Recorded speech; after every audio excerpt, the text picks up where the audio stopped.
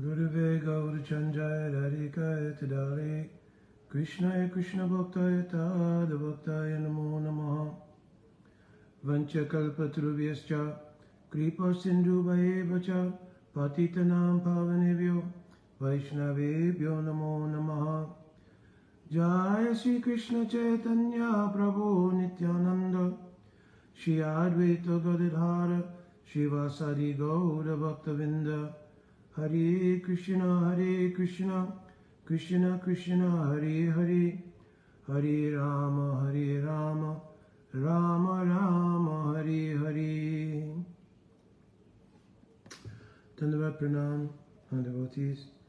So, by the grace of Guru and Gauranga, for the most part, I have caught up on many of the questions and answers that were outstanding. Dandavat Sadhana to the Prabhu. And I replied to many of them, the ones that were suitable to reply personal answers to. I did that. And the others I covered either in a class that I had done on Zoom and sent that class, or had done a class somewhere else that encapsulated the nature of their question, and I sent that. And so now we are pretty much close to a fresh start. There are some residue questions from a reflection that I had on the podcast. And then there was just some kind of discussion that went on our Monday night phone conference. And I wanted to present a little bit of a theme, which kind of, in a more broad sense, gives insight into various obstacles that we face in bhakti. Of course, if you read the Madhurya Kandambini of Srila Vishwanath Chakravarti Thakur Pad, then there's a very nice layout of the 6 stages of Anushtita Bhakti, 4 types of 4 narthas, 5 kinds of subtle interference, mental interference with being able to access Nam. So obviously those categories that are laid out by Srila Vishwanath Chakravarti Thakur Pad, we can see them as the essential, identifiable blocks in the progress, anarthas, right? Means something that has no value. So here, artha, or value, means value in relation to pure bhakti. So the template of pure bhakti always has to be forefront in order to analyze anything, because our pursuit is of this pure bhakti. So of course in Srimad Bhagavatam, the verses there, Savaipam Samparo Dharmo, Yato Bhakti Rotsaje, Ahoitaki Apratyata, Yen Atma Suprasidati.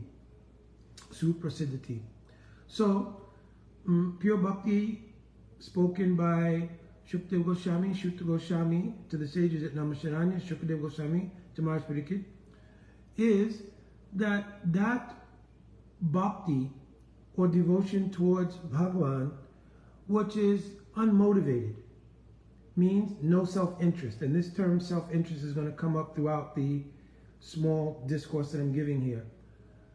Is unmotivated and uninterrupted. So again, what would interrupt the pure flow of continual devotion to Bhagavan is always going to be self-interest. So both in the statement unmotivated and uninterrupted, the indication is of self-interest, because it is self-interest that creates motivation. It is self-interest that creates interruption in the flow of bhakti. So it should be unmotivated, uninterrupted. In this way, if we even considered our best self-interest, yen atma suprasidati, the being selfless completely and having no self-interest, is in our best chance of having the ultimate in self-interest. So let me repeat it so it doesn't sound confusing. Even if there is an indication of self-interest, the best profile that one can follow to completely yen atma suprasidati, to completely satisfy the self, which means the ultimate self-interest, is unmotivated, non-self-interest, bhakti, which is not interrupted by self-interest. So, self-interest is at the core of so many things.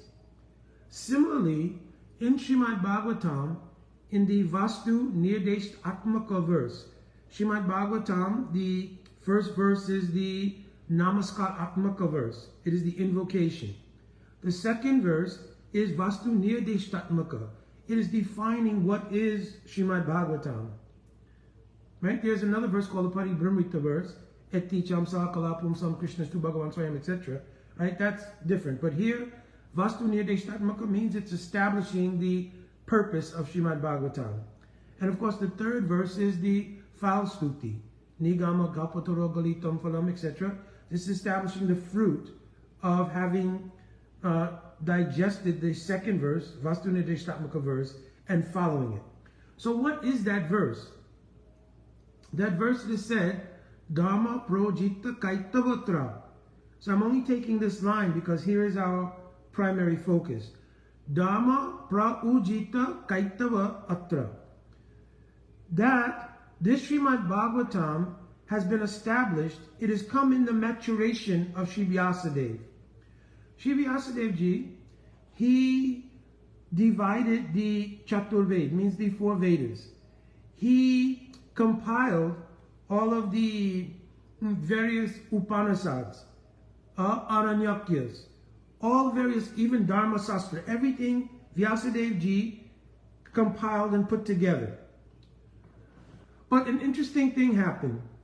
When Srinath Muni came to Samprasasram, the ashram of Vyasadeva, and he sat with Vyasadeva and they had samvad, means discussion, Narada Muni, being the personification of bhakti, could see within Vyasadeva that there was a lacking, a dearth. There was something missing. And though he is himself the Shaktivesh avatar of Bhagavan for the purpose of compiling all the Sastra, still, even with all of that, he was feeling some lacking. So Narada Muni asked, though you have compiled all kinds of scriptures, and this is certainly yeoman's work, in the course of doing that, some accidental, incidental things have taken place which are not in the best interest of persons who want the ultimate goal of life. So he quotes one verse. This is in the 1st canto, 5th chapter. Jugupsitam dharma krite anushataha shvabhava raptasya mahan vyatikramaha yad vyakta dharma itaraha stito na manyate tasya nivaranam janaha.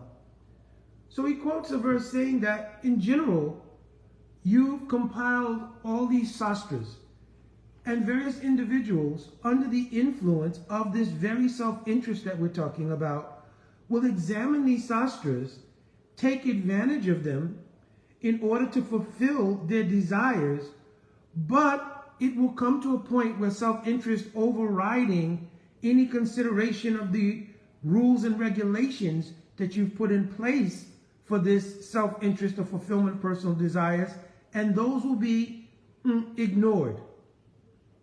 So he says, in this way, though there is an attempt to help the Bada Jivas to come to the platform of Dharma, by all of these other practices, by establishing, some concessions for them to fulfill their self-interest, the nature of self-interest itself will overrule their consciousness, and they'll even neglect the very rules and regulations you've put in place to curtail those personal sense enjoyment or personal self-interest ideals. So in Srimad Bhagavatam, in that second verse, which is what we're talking about, the very first line is saying, after Vyasadeva Ji had gone through his maturation process, because after Narada Muni spoke to Vyasadeva, he told, you have all the necessities of qualification to understand the nature of bhakti, the absolute nature of bhakti, and its efficacy. Do meditation on that, and everything will come to you. So therefore, bhakti yogena manasi samyak pratile amale apashat purusham puranam mayayam upasritam. Therefore, Vyasadeva ji, he did deep meditation in bhakti yoga, and everything by the mercy of Bhagavan and Bhagavan Shakti Srimati Radhika was revealed in the heart of Vyasadeva ji. When everything was revealed is when he wrote the 18,000 verses, 335 chapters, 100 stories of Srimad Bhagavatam. And he declares in that Vastu Nirdeshtatmaka verse, the second verse, Dharma projita kaitavatra paramo nimatsaranam satam. I've written this Srimad Bhagavatam to uproot and kick out all kaitava dharma. So one question should immediately come to anybody who reads this verse. How can you have the word dharma and kaitava, which means cheating, in the same sentence? Dharmastu sakshat bhagavat pranitam. Dharma has come from Bhagavan himself. So how can true dharma? So how can, because here the discussion was not mithya dharma, means false dharma, or anything like that. It was true dharma. But still he's using kaitava dharma. So inclusive of mithya dharma, cheating, any false dharmas, but especially considering even those things he had previously written in regards to Chaturved, all Dharma Sastra, everything else, itihasas like Mahabharata. In regard to all of those things, anything that does not lead to Paramano Nimatsaranam Satam, the nature of pure bhakti, which is realized by those souls who are near Matsarya. Near Matsarya means they have no self-interest. Matsarya we translate as envy. But really the root of envy is self-interest. So he's saying that those who are above the platform of self-interest, this Srimad Bhagavatam is really written for them, and it's written to also help those who aspire to that state, to help them achieve this position of Paramo Nimatsaranam Satam, to become Satam, become devotees of the highest class in pure bhakti. So the writings of Srimad Bhagavatam are completely meant for this purpose. Our Rupanuga Guru Varga, they have transmitted from one generation to another, especially coming from the time of Sriman Mahaprabhu, they have transmitted the teachings of Srimad Bhagavatam strictly in accord with this ideal. That the idea of self-interest in the body jiva is the very cause of their bondage. And if they can be inspired to give up that self-interest and rather take the path of pure devotion. Now, the refined definition of pure devotion, of course, was given by Al Srila Rupa Goswami Pad. He mentioned Anya Abhilasita Sunya Jnana Karmadi Anavritam.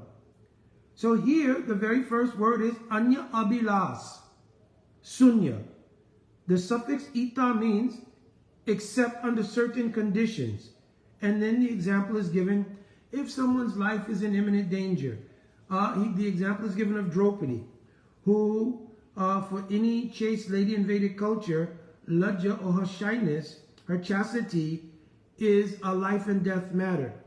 So when Draupadi called out to Krishna to save her from the disrespect being shown by Dushashan, this would not be contrary to pure bhakti, nor would it be anya abhilas, another desire, that she only had the self-interest of saving her chastity.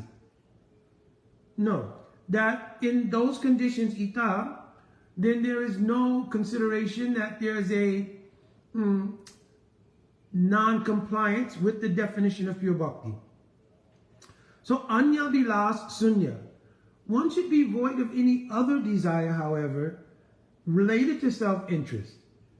But if it's saying anya abilas, no other desire, it indicates there must be some desire. So what is the desire that is suitable? Anukulyena Krishna anusilanam bhaktir uttam.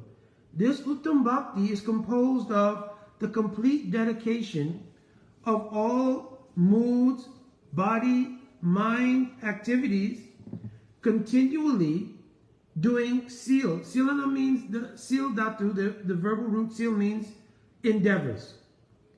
So all endeavors of body, mind, words, moods should be done anukulnyena Krishnanusilanam, for Krishna's kalyan. Krishna's kalyan means, because you cannot translate exactly Krishna's happiness, because descriptions are given that sometimes in the interest of Krishna, he may not appear to be happy. For instance, the example given by the Acharyas is that when Mother Yashoda was breastfeeding Krishna during the Damodar Bandhan Lila, when the milk began to boil over, immediately Mother Yashoda put Krishna down to go and attend to the milk.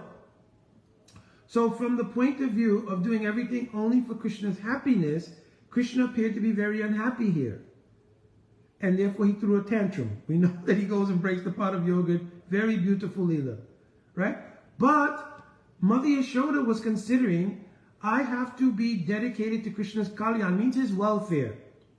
And therefore by attending to the milk, many preparations for his nourishment and for his well-being will be accomplished by this activity. And because it was completely inspired under the Vatsalya Prema of Mother Yashoda, there is no, what is called, avyapti dosh or ativyapti dosh. There's an overextension of the meaning of pure bhakti and avyapti dosh, underextension. So this is not an underextension of the meaning of bhakti. It is pure bhakti because everything was done for Krishna's kalyan. So I don't want to go off track because then we won't keep on our point. So the point here is that all endeavors should be only done for Krishna's kalyan, Krishna's happiness. And therefore the entire endeavor of the aspirant in bhakti is for the giving up of self-interest in lieu of completely satisfying the interest of Krishna. Now, the idea may come, well, Mukunda, we have to maintain our bodies. If we're grahastashram, we have to maintain family. We have to do just various things for our health. So many different things. How is that not self-interest? So I've already given the example here with Draupadi that those things which are done in the normal course of prudence in the maintenance of body, mind, are not considered to be karma adi, jnana or karma adi anavritam, things that will cover bhakti. Karma must be performed. We'll have to do some kind of activity. And even to pursue bhakti, we'll have to acquire knowledge. But there are different kinds of knowledge. Tatparartha Gyan is favorable. What is Bhagavan? Tvam Parartha Gyan. Who am I? What is the relationship between myself and Bhagavan? That knowledge is desirable. But Brahma, Aikya, Jivagan, anything that competes in self-interest with Bhagavan is not favorable. The height of self-interest is I will become Bhagavan by merging into Brahman and become one with Bhagavan. Therefore, Brahma, Aikya, Jiva, Gyan is rejected. So 3 examples are given in the teachings on this verse, and I've mentioned them. So knowledge about Bhagavan, knowledge about ourselves and the relationship are all helpful in bhakti, but the attempt of gaining knowledge to become one with Bhagavan is the epitome of self-interest. So what to speak of any kind of karma, karma adi, or anything else that covers bhakti because of self-interest. So self-interest is the greatest obstacle because you can analyze it as self-interest only in any category where there is any doubt about the practice of bhakti. It's only based on self-interest.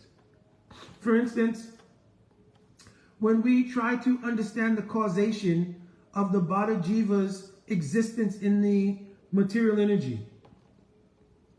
I spoke yesterday when I was talking about adhikar and questions and answers. I mentioned that it is not easy for many Bada Jivas, even those who have come to the path of devotion, to understand the idea that the Bada Jiva's sojourn and connection with the material energy is anadi, means it doesn't have a beginning. There is no genesis or causation. Right? Anadi avidya yukta sha purusha shavedatmanam. Right? Swato na sambhavantyanya agyanatva gyanadobhavet. This is one verse in the 11th canto of Srimad Bhagavatam. It is saying that the Jiva's connection with the material energy, avidya, anadi avidya yukta sha. The yukta of the Jiva and illusion or ignorance or maya is anadi, without any beginning. But what happens is due to the nature of ahamkara. Right? Ahamkara is a function that comes in the condition called asmita. So let me explain that. So in avidya, avidya means the absence of knowledge of our actual selves. The actual identity of the Atma is called dasoshmi. Mahaprabhu, in an unfolding way, or in a flushed out way, told to Sanatana Goswami when he inquired, Kayami, Kenyamai, Jare Tapatrai. Who am I and why am I suffering? Mahaprabhu told, Jivera Swarup Hoye Krishnera Nitya Dasa. So your identity constitutionally is Dasoshmi. I am Ashmi, the Das of Krishna, or Dasi. But under the influence of the absence of that knowledge, that's why it's called avidya. Vidya is the real thing, knowledge. Avidya means the absence of that knowledge. Asmita. Another kind of asmi arises. This asmi creates the condition, ita, of thinking myself something other than being the Das of Krishna. At the time of this asmita, then ahamkara, a new imposition or abhiman is placed on that state of mind. It is called aham kara. So now the word aham is being introduced, I. And the sort of echo of I is I, mine. Understand? So this I-ness is introduced through aham kara. The word kara here means karana and karta. I am the cause and the doer of everything in relation to my Atma. So this is a completely false premise. Bhagavad Gita is clear. Prakriti griya manani gunai kamani savasha aham kara vimudatma. This state of mind, this idea, this self-conception is because of vimudatma, a bewilderment caused by the imposition of ahamkara. So born from that ahamkara now is self-interest. You understand? So now everything that we do, we go through ahamkara and it produces self-interest. So now my example was, in regards to looking at causation of the Bada Jiva in this world, the Jiva looks at this, even when they've come into the purview of bhakti.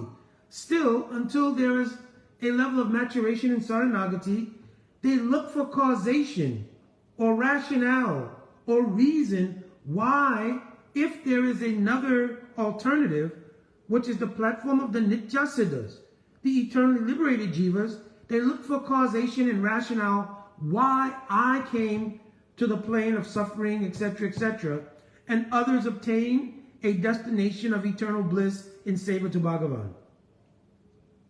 So, being unable to digest the fact that this situation of the Anadi Bada Jiva is also part of the Shrishti Lila of Bhagavan, right? Then the ahamkara of the Jiva poses the question, well, in order not to blame Bhagavan, give me another rationale. So I'm using this example of this particular Siddhant because it is the most difficult thing for the Bada Jivas to digest. If you look at the 16th chapter of Jaiva Dhamma, Srila Bhaktivinoda Thakur lays it out completely. This is the Srishti Lila of Bhagavan. Bhagavan is not only Karunamayi, very merciful, but he's Lilamai. So many Leelas. Chaitanya Charitamrita, Shwanksha Vibhinangsha Rupa Hanavishtar, Ananta Vaikunte, Brahmananda, Karena Vihar. Bhagavan has unlimited Leelas, including the Shristi Leela. So that some of Bhagavan's Jiva Shakti is manifest here, and Bhagavan performs Leelas in which he descends in innumerable avatars and accompanies those Bhara Jivas as the Antaryami, super soul, and performs a pastime like this, that the Jiva would have a hard time digesting that in relation to self-interest. Why should I suffer? Why was I not selected to go to the spiritual world? And then a whole mindset opens up about, well, how did this happen? That becomes the genesis of so many different kinds of Siddhanta narratives that have to be presented by the Acharyas. And then sometimes opposidantic understandings of those teachings. Oh, we fell out of the spiritual world because we were envious. You understand? Which creates all kinds of theological issues. Then, more mature, but still not accurate, we were in the Tatashta. So I explained this yesterday, so I'm not reiterating it. But my point here being that it is self-interest that is the underlying reason why we cannot surrender to the idea, yes, this is Bhagavan's Leela and Bhagavan's energy. And that especially Bhaktivinoda Thakur makes a very special point in the 16th chapter. If in the end result, it culminates in having praying for Bhagavan, what would be the difficulty in whatever the arrangement was by Bhagavan for the Jiva? Why would there be any sense of assigning partiality, some fault, or any other thing to Bhagavan? All of it is born of the I-ness and my-ness and self-interest. So this Siddhanta in particular is an example of where I-ness, my-ness, and self-interest, even in the practice of bhakti, become so thick that it is difficult to accept, even if this was Bhagavan's desire. Still, if you look at the 8th verse of Shishashtakam, if the Lord makes me brokenhearted by not appearing before me, even if he sports with someone else right in front of me, still he is my worshipful Lord unconditionally. This is the 8th verse of Shishashtakam. We're aspiring for that mood, service to that mood, but we can't accept even that Bhagavan in his Leela would have placed us in a condition where he comes and saves us. This is the nature of self-interest. It is so deep. So similarly, in the course of our unfoldment in bhakti, it is this very self-interest, this nimatsarya, not nirmatsarya, but matsarya, right? And here matsarya doesn't mean just gross envy. It means self-interest. It is that self-interest that is the greatest obstacle in moving forward in bhakti. Because at every step that we find a challenge, rather than looking from the angle of vision of non-self-interest, of saranagati, we look from the angle first, in many cases, of our self-interest. My Guru Padma told one verse that has to be in the throat, in the heart of all practitioners. Tate anukampam susamikshamano bhunjeva atmakritam vibhakam. This verse is saying that in any condition, I will have to realize Bhagavan is still bestowing his mercy on me. And that in that condition, it has been acquired. Atma kritam vipakam. This condition was acquired by my own karmic activities. It was not acquired by some punishment by Bhagavan. And if we even go back looking for causation, well, why was I originally here? Well, your original position is that you're Das of Krishna. And in the unlimited Leelas of Krishna, in the Shristi Leela, it is not indicative that you have to have a separate mindset. We're perpetuating that. In other words, it's not that you can't be in the material energy in terms of so-called being here, but not be of it. Other than that, how do you explain our acharyas? We cannot say that our Srila Prabhupada, Srila Gurudev, our entire Guru Vargas, they were in the material world, but they were not of it. There also was no consciousness of suffering, because I explained on many previous talks that suffering is really a condition that arises because of vicarious identification with the material energy and the false abhiman of being something other than the Das of Krishna. So really in the Atma itself, there is no suffering. It is produced by a false narrative coming from Ahamkar that I am the cause and doer of everything going on in the material world. And the resultant thing is Rag and Dvesh, or Sukh and Dukh, that duality. And we become so enchanted by it, it creates Abhinivesh, an inextricable absorption in it. So that is not a fault of Bhagavan's. It is completely due to the root cause of self-interest. And the way it's broken is again by giving up self-interest. So the first thing Rupa Goswami mentions in taking to the path of bhakti is Guru Pad Asraya, Tata Diksha Shikshari Vishwamena Guru Seva, etc. So in taking Guru Pad Asraya, the first thing one does is pranam at the lotus feet of Gurudev. Nama Om Vishnu Padaya. Namo, Namaha, Na Ahamameti. Not self-interest. This is the very premise of which we're operating daily. Before we put one foot on the ground in the morning, you're putting your hands in Anjali and saying, Nama Om Vishnu Padaya, Na Ahamameti. It is a declaration of Saranagati, surrender. You understand? The surrender, of course, plays itself out in Anukulyasya Sankalpa, doing what is favorable, Pratikulyasya Vivajanam, rejecting what's unfavorable, Rakshishiti Goptra Vivaranam Tata, Rakshishiti Vishvasho. Right? Having a firm faith that Krishna is my maintainer and protector. It doesn't mean that I'm not doing endeavor. The endeavor is one thing. The result of the endeavor is up to Krishna. That is called Rakshishiti Vishwash. And Goptra Vivaranam Tata. Krishna is maintaining me. I may be going to work using whatever karmic expertise was gleaned in this lifetime, but who's maintaining me is Krishna. Who's bestowing mercy that this job, this situation, that situation is what it is, that's Krishna's mercy. And in the mood of Dashoshmi, all of this is being done for the seva of Sriman, Hari, Guru and Vaishnava. So self-interest is such a thing that it is very difficult.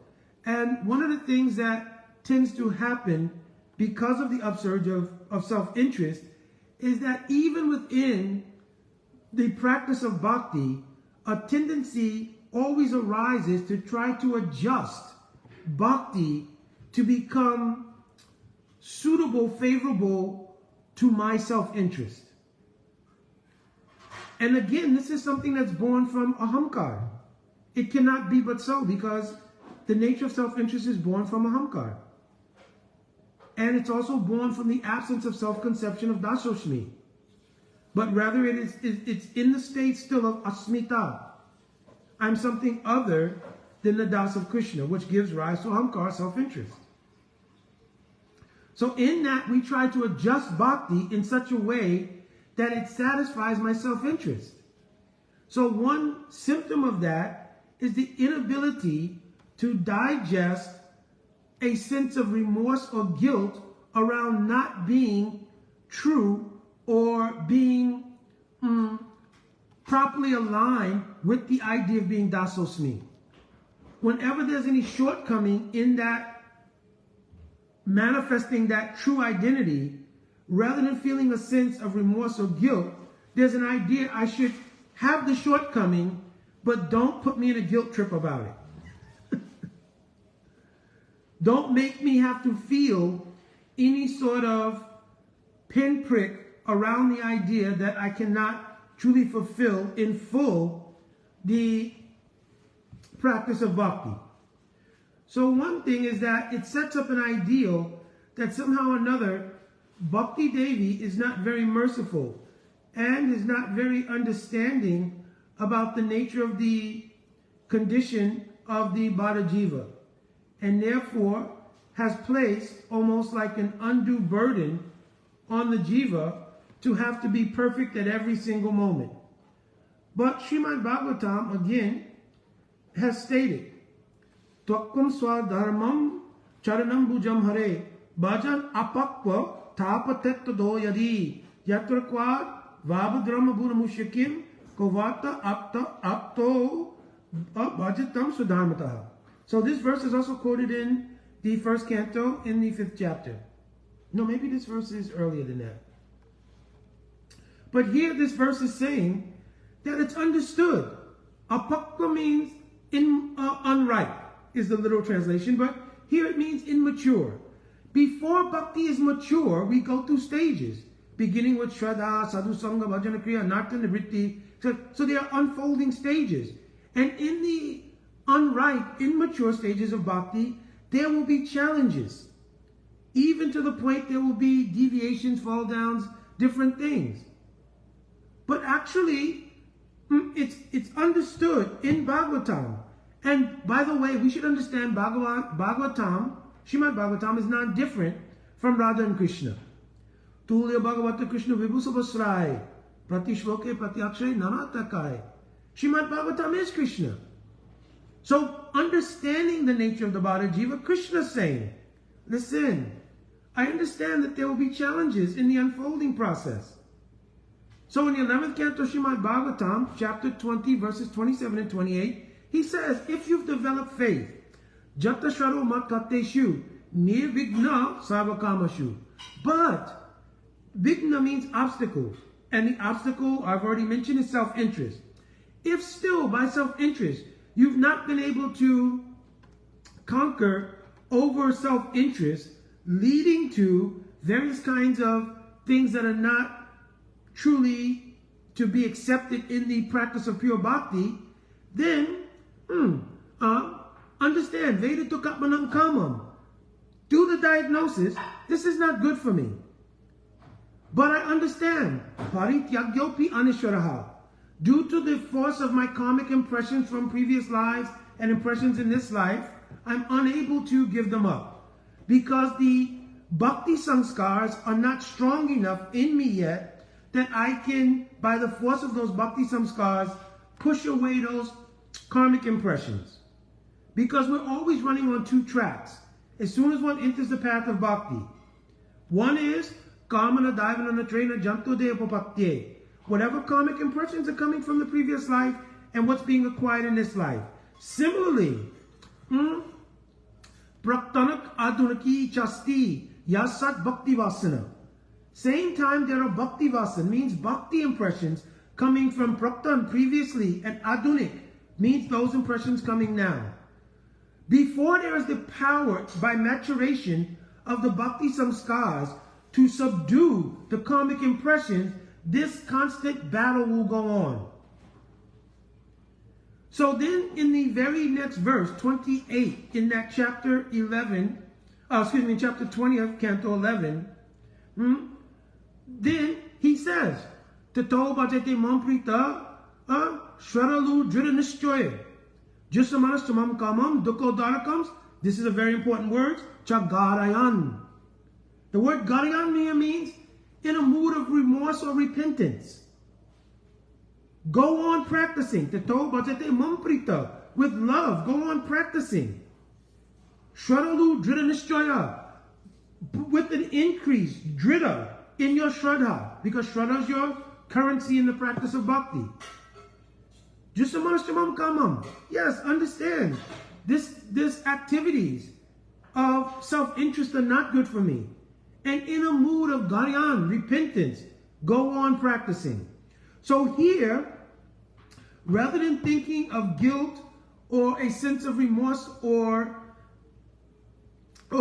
trying to repent for things that have gone awry in our practice, we should think that this Garayan, being spoken by Bhagavan himself, right, means through the Navyogindras, but being spoken in Bhagavatam, is his mercy. It is the mercy of Radhika. This feeling of disparagement in being unable to fully practice pure bhakti, that is the Kripa Shakti of Bhakti Devi. Therefore, even those who have become fully realized, this mood arises in their heart. Bhaktivinoda Thakur singing, Amara Jivan Shodapape Rata Nahi Ko Punya Ralesh. Bhaktivinoda Thakur singing. Of course, this is his Dainya Bhav. It is a symptom that comes in realized bhakti. Dainya Bhav means a Sanchari Bhav of humility and akshay, disparagement. But it's also instructive to those aspiring in bhakti, how to digest these moods, and they become impetus for advancing in bhakti. Right now, there's like almost a movement afoot to take away a sense of remorse or guilt and classify remorse or guilt as a debilitating, corrosive, emotional factor. And that's not a fact, unless there's self-interest. That I want to feel good, and therefore I don't want a sense of guilt. I don't want a sense of remorse about something that I've not done properly in the course of the practice of bhakti. And therefore, I want to find things that will give protection to my self-interest in this regard. And especially when in a collective, there's a collective mindset. I spoke in my reflection on that podcast that when there's a collective mindset and the individuality of your practice is not being considered, then a mentality arises where people can criticize, there's deceptive behavior, there's envy, there's so many faulty outcomes that come from that mood of the collective mindset of the refusal by self-interest to accept the mercy of Bhakti Devi in the form of the organic inspiration as guilt when you don't perform in the proper manner for pure bhakti. I'm trying to word this in a way that it's clear. Hopefully it's becoming clear. So self-interest is the obstacle here. Guilt is not a debilitating, crushing phenomenon to our emotional and mental state. In bhakti, it is a loving embrace, like a mother would give to correct you in your maturation process. That's what it is. It is not a debilitating, but when it comes from non-devotional sources, non-devotional here means when it is not coming from sadhu, guru, or those who have maturation in bhakti, then it can be debilitating because it is filled with the pus of envy. When somebody's very anxious to have a discussion about somebody else's difficulties in bhakti, and it's filled with matsarya. Because one meaning of matsarya is when you observe someone moving in front of you, you want to hold them back or pull them down. This is another explanation of matsarya. By the mercy of His Holiness, Srila Bhakti Swarup Shri Maharaj, I heard this definition. So matsarya normally means like one big fish eating smaller fish. But here also he says no. One definition given by our acharyas is when one sees the progress of another Vaishnava or the fault of another Vaishnava or the, not fault, but the difficulties another Vaishnava is facing. One takes advantage of that to nourish their own sense of self-aggrandizement, etc., etc. And they feed themselves with that as a means of moving forward in bhakti and feeling a sense of either, well, that person's fallen, so don't blame me for being fallen, etc., etc. So in many different diverse ways, this self-interest raises itself up, or matsarya raises itself up in these various ways. Oh, that person is fallen, don't blame me for being fallen. Everyone is fallen. Understand? Or one tries to raise themselves on the basis of the difficulties of someone else. Oh, I am very advanced because I'm not having that difficulty. So rather by criticism or praise, one's self-interest manifests in observation of the exalted nature or the difficulties of a Vaishnava. This is matsarya. So, in order to understand the mercy of Bhakti Devi as the inspiration called Garayan, some sense of repentance, remorse, or guilt, you have to give up self-interest.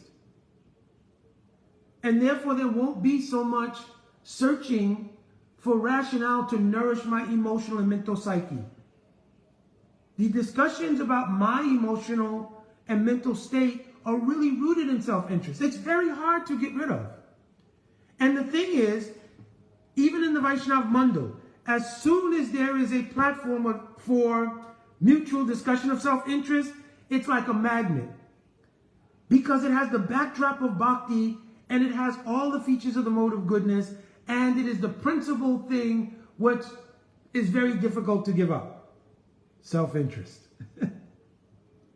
Because you will talk about what's going on with you, I will talk about what's going on with me. The conversations will be dominated by I, mine, yours, theirs. And very little of the conversation will reach the level of bringing Bhagavan into the picture. Bhagavan will be the backdrop. Bhakti will be the backdrop of it. We're all doing this for bhakti. But self-interest will be prominent. And where there is self-interest, it is very difficult for bhakti to manifest there. This is one of the deeper meanings of the verse in Manasiksha. Pratishta ashta drashta swapacharamani vidi meinate katam sadhu prema sprisati suchihir nanumanaha. How is it possible that pure nirmal bhakti can come in the heart where there's pratishta asha? Pratishta asha is just another term, a synonym for self-interest. Okay. So I was about to wrap up, but my dear God sister is asking one question here. So, Prabhu, what do you think about devotees who are anxious or depressed who are prescribed medication from doctors? Let me see if I can see the rest of it. I don't know if it's going to let me see it. Oh. Is this considered against bhakti? Oh, of course not at all. Because in our karmic portfolio, there may be genuine impressions which are so overwhelming that it causes certain kinds of psychological and mental conditions. And those conditions, when they're at in an acute state, or in a very deep state, they have to be addressed to some degree by, treatment for that acute condition, obviously. It's just like, even though we know we're not the body, if you have a broken arm, you have to go and treat that acute condition. It's not a matter of that being adverse to the concept that I'm not the body. So similarly, if one is suffering from deep emotional trauma, or one is suffering from mental conditions, or the combination of the two, that may need to be looked at. Hopefully, see, here's another thing though. That definitely needs to be addressed, and there would not be an incongruity with the practice of bhakti in that regard. But there are two things I want to bring up. One is, in the social sciences, psychology, psychiatry, etc., even the whole counseling modality, unless one has insight into the nature of the soul, I don't really see how it's possible to address the root conditions of a being. If you don't know the core of the being, which is the soul, you can perhaps observable symptoms, and according to the protocols of what was learned in the university, you can make recommendations, and they can appear to have some kind of efficacy or not in some cases. But the root is the Atma itself. So if you don't understand how to treat the Atma, you will really never get to the root cause of whatever's going on with somebody. You will abate the symptoms, just like the entire Occidental medicine has pretty much situated itself around the abatement of symptoms and not treatment of the root cause. If the root cause of problems is dietary issues, artificial food, etc., they're not going to interfere with the entire economic market of all of these artificial foods and colors and so on, and try to feed everybody natural organic foods, which would be they're not going to do that. So they make an industry that deals with abating the symptoms that arise from the bad habits, right? So, and then of course it's the material world, so we don't live here eternally anyway. But the point being that, yeah, so I don't see how in the social sciences also it is really possible to fully deal with someone holistically unless you understand the soul. Now, there are devotees who are counselors, and in that regard, they have that insight. And so there is a basis for a more holistic approach to dealing with emotional trauma, etc., etc. Now, I'll begin to end here because I have some services to do. But one other thing that can become a trap is there's a dual side in the mode of goodness to the idea of helping people. One is, because you'll see a lot of devotees, they've taken to a thing called life coaching, emotional trauma coaching. I can't think of the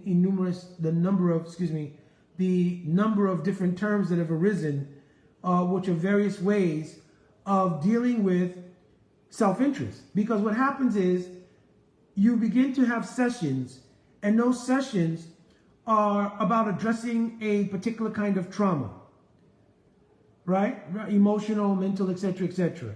What happens is both in the person who's having the trauma and in the person who's purportedly on the platform of dealing with coaching, helping, counseling that trauma, there is a mutual exchange of self-interest. I know it's really hard, and it's really, wow, how can I get away from this? But there's a certain kind of exchange in the platform of the mode of goodness, because remember, the only real true platform of resolving issues in the Bada Jiva's condition is spiritual potency. Therefore, only in the path of pure bhakti can all things truly be resolved. So even when we're talking about life coaching, we're dealing with counseling for emotional trauma, etc., etc., we're really pretty much talking about coping mechanisms. Because the root problem will always come back to, I am identifying as this body and mind. You can't get away from that. And in many cases, I think there's almost sometimes a concerted effort to create another paradigm in which this is an equal reality to the fact that the jiva is not the body and not the mind. But we'll create an alternative paradigm where they are, and we'll deal with all of these things, but deal with them with the quotes, in pursuit of bhakti. So then, of course, many questions arise. Was bhakti not adequate to deal with whatever that problem was? And if not, is there superiority in the modality chosen to deal with that as opposed to bhakti? And that's where the footing gets a little slippery and people become a little defensive. No, we're not saying like that. No, this is just something to help with bhakti, to help us better practice bhakti. But still, we'll have to start to analyze. Did our acharyas miss that point? Did our Guru Vargas not realize that this would be something which would be needed as a supplement? Then we get on more slippery ground.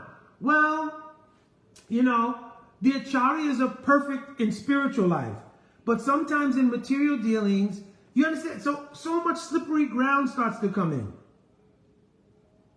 So I have been a person who has said, if you are a person who needs obvious care for some acute emotional mental condition, that is an obvious yes.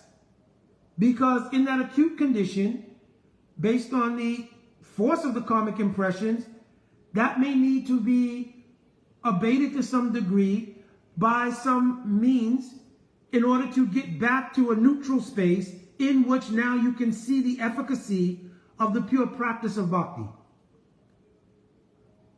So I'm not negating that. But when it becomes industry, meaning when it becomes on the basis of really how good it makes people feel to do it, a separate paradigm, and an emphasized paradigm in many cases. I remember there was a year when we were having a festival, and there was the idea to introduce a particular modality which is in that vein.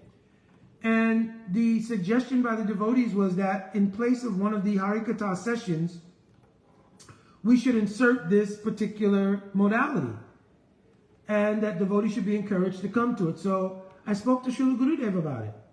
So Gurudev gave the opinion, absolutely not. If devotees would like to attend, then they can find a time in between the schedule by which they can get together And Gurudev told the devotee who was going to be doing that, he should not charge anyone at all. Right? It should be a complete seva. Right? And Gurudev said it should definitely not be put in place of any of the Harikatha. Because Gurudev is making a statement. The real solution to any problem is present in bhakti. It is just how it is applied.